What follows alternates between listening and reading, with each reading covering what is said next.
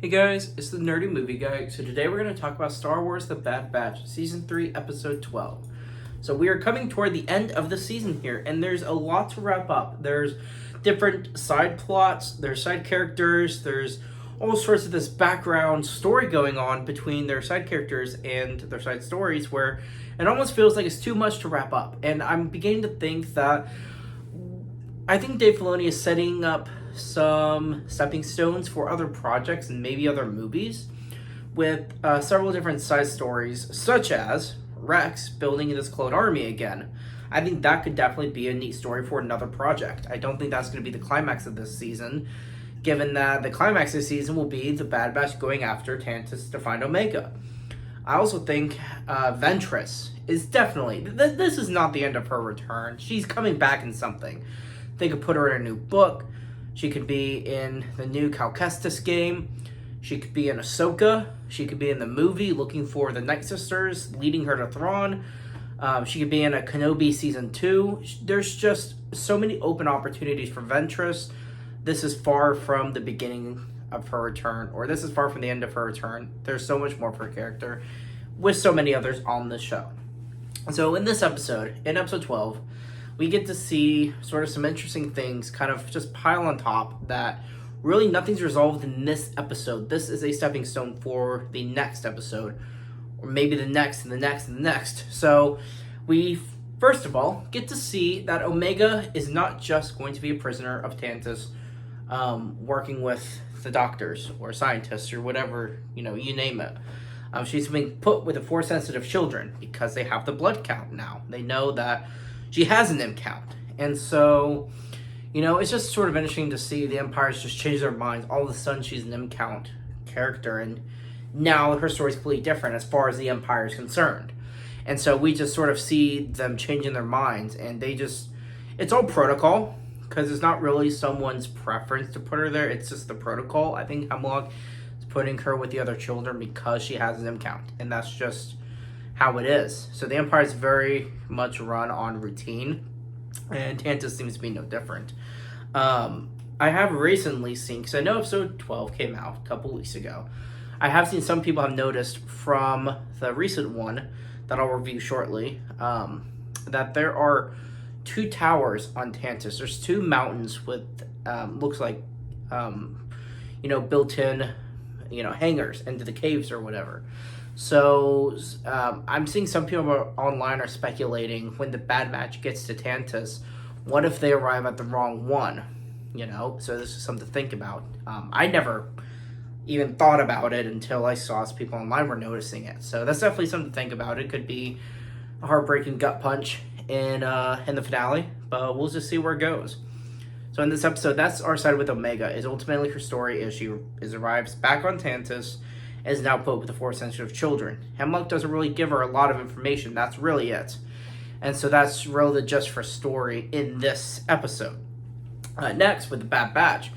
Pretty interesting, because of course they're going after Omega. And one thing they did skip over, one thing Dave Filoni skipped over, is Hunter reacting to Crosshair telling him that Omega's been taken. When this episode picks up and we see Crosshair and Hunter, Wrecker is now awake, which is fantastic news. But they all know that Omega's been taken. So I don't know if some people may be disappointed with the fact that could have been an emotional scene, telling Hunter and Wrecker finding out that she's been taken. But regardless, they skipped it because I think they just want to delve into the action. And I think there's plenty more action to be had in the series with only so few episodes left. So although it was skipped over, I think it was ultimately the right choice to move on with more story. So regardless, they all know Omega's been taken. And the next thing that happens is really interesting to me because Crosshair tells them that he has sort of a clue of how to find out where Tantus is. He knows that Admiral Rampart should have the information they need. And what's really cool is he tells Hunter, in their exchange, Crosshair has asked, why hasn't he given this information before? And he tells him Tantus is somewhere he never wanted to go back to. So all those clones left aside, he was going to abandon them all. And I think that's part of his guilt that we see within these past several episodes, ever since he's been back. He just completely was, I don't think he was okay with it, but he was willing to abandon all of those clones there because he never wanted to go back. Omega being there changes everything. He's automatically, now he's seemingly given the information first chance he gets because he wants Omega back. And I think that's just the brotherly bond he has with Omega and the rest of the crew that he just doesn't have with the Regs, as he calls the other standard clone troopers. And so that's cool to see his relationship with Omega has progressed to the point where he's taking risks going against his own wishes, to make sure she's safe. So that's really cool to see. And as I said, with his information regarding Admiral Rampart, we do see him return again. He's an Imperial compound, and when they go to try to extract him, there's this, it looks like a turbo tank. I can't remember the name of it. It's technically the Imperial version of the turbo tank as seen in Rogue One, when K-2SO found Jyn Erso on that world.